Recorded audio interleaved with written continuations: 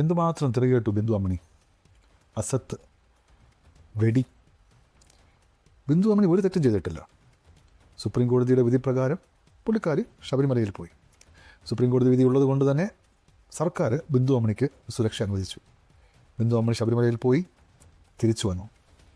അവർ ശബരിമലയിൽ പോയപ്പോൾ ചില കുലപുരുഷന്മാരുടെയും കുലസ്ത്രീകളുടെയൊക്കെ മനം വേദനിച്ചു എന്നാണ് പറയുന്നത്.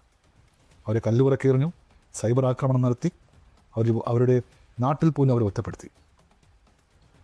ഉണ്ണികൃഷ്ണൻ പോറ്റി ശബരിമലയിലെ പഴയ പരികർമ്മിയോ കീഴ്ശാന്തിയോ ആരൊക്കെയാണ്?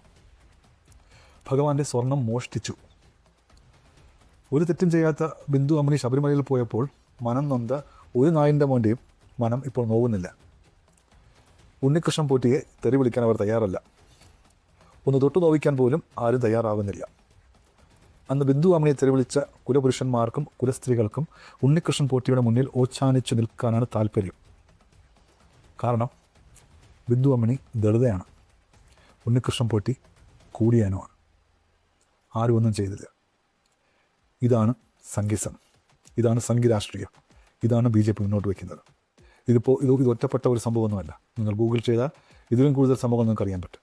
നോർത്ത് ഇന്ത്യയിൽ മുഴുവൻ നടക്കുന്നത് ഈ ജാതി വ്യവസ്ഥ ബേസ് ചെയ്തിട്ടുള്ള രാഷ്ട്രീയങ്ങൾ മാത്രമാണ്. Thank you.